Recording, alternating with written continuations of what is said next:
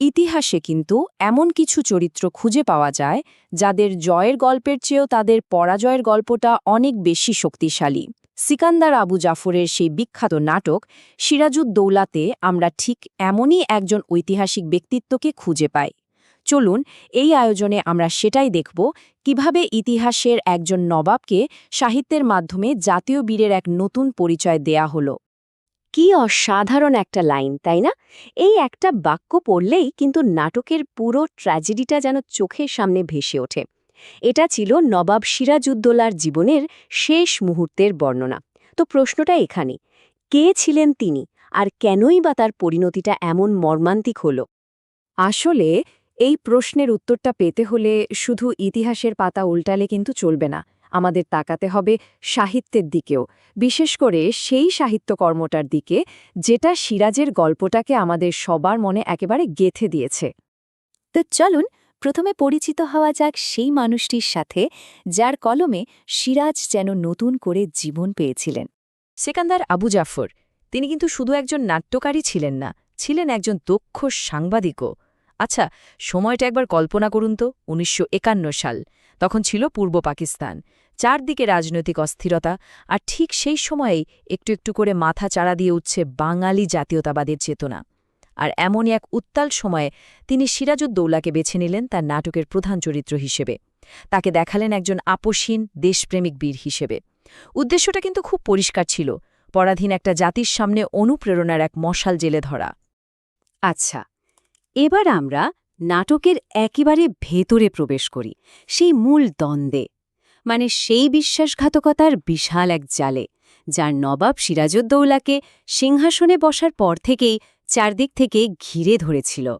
এই নাটকের সবচেয়ে বড় আকর্ষণ বা টেনশনটা তৈরি হয় ঠিক এই জায়গাটাতে। একদিকে বাইরের শত্রু, আরেকদিকে ঘরের শত্রু, এই দুই চাপের মধ্যে পড়ে যান তরুণ নবাব। তার জন্য পরিস্থিতিটা প্রায় অসম্ভব হয়ে উঠেছিল, কারণ তার শত্রুরা শুধু বাইরে ছিল না, একেবারে নিজের ঘরেই ছিল। ব্যাপারটা একবার ভেবে দেখুন, একদিকে সিরাজের বিশ্বস্ত সঙ্গী হাতে গোনা মাত্র কয়েকজন, আর অন্যদিকে ষড়যন্ত্রকারীদের তালিকাটা কত লম্বা। নিজের প্রধান সেনাপতি মির্জাফর, নিজেরই খালা ঘুষেটি বেগম, প্রভাবশালী জগৎ শেঠ, আর ব্রিটিশরা তো ছিলই। সবাই মিলে তার বিরুদ্ধে একজোট। এই যে একটা দৃশ্য, এটাই কিন্তু তার একা লড়াইটাকে আরও অনেক বেশি ট্র্যাজিক করে তোলে। আর এই সব ষড়যন্ত্র, এই সব চক্রান্ত, সব এসে একটা বিন্দুতে মিলে যায়। কোথায়? পলাশির প্রান্তরে, সেই নির্ণায়ক যুদ্ধে। যে যুদ্ধটা আসলে অস্ত্রের জোরে হয়নি, হয়েছিল বিশ্বাসঘাতকতার জোরে। প্রথমে চলুন সংখ্যাগুলো একটু দেখি। নবাবের পক্ষে সৈন্য ছিল প্রায় ৫০,০০০। আর অন্যদিকে ব্রিটিশদের সৈন্য সংখ্যা কত ছিল জানেন? মাত্র ৩,০০০। মানে পার্থক্যটা একবার দেখুন, একদিকে ৫০,০০০, আরেকদিকে মাত্র ৩,০০০। কাগজে কলমে তো এটা নবাবের জন্য একটা সহজ জয় হওয়ার কথা, তাই না? কিন্তু তারপরও এমন কি ঘটল যে পুরো খেলার ছকটাই উল্টে গেল? এর কারণটা খুব সহজ, কিন্তু ভয়ঙ্কর। কারণটা হলো বিশ্বাসঘাতকতা। নবাবের এত বিশাল সৈন্যবাহিনী, ৫৩টা কামান, সবই ছিল, কিন্তু তার প্রধান সেনাপতিরাই যুদ্ধ করল না। মীর জাফর, রায়দুর্লভ, এরা ব্রিটিশদের ঘুষ আর ক্ষমতার লোভে পড়ে যুদ্ধক্ষেত্রে নিষ্ক্রিয় দাঁড়িয়ে রইল। নাটকের ভাষায় বলতে গেলে তারা যেন এক একটা পাথরের স্তম্ভ হয়ে দাঁড়িয়েছিল। তো পলাশির পরাজয়টা একটা ঐতিহাসিক সত্যি, কিন্তু এই নাটকের আসল শক্তিটা কোথায় জানেন? শক্তিটা হলো এই পরাজয়ের গল্পটাকে বলার ভঙ্গিতে। নাট্যকার একটা রাজনৈতিক হারকে একটা কালজয়ী সাহিত্যিক ট্র্যাজেডিতে পরিণত করেছেন। আচ্ছা, ট্র্যাজেডি জিনিসটা কি?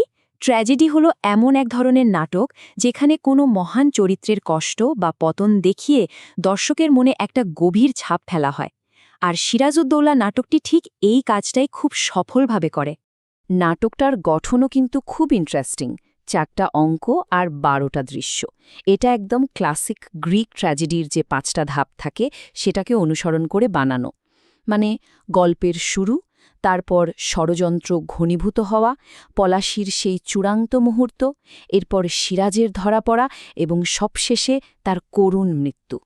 এই যে ধাপে ধাপে পতনটা দেখানো হয়, এটাই দর্শকের আবেগটাকে একেবারে চূড়ান্ত পর্যায়ে নিয়ে যায়। আর এখানেই কিন্তু এই নাটকের সবচেয়ে বড় সাফল্য।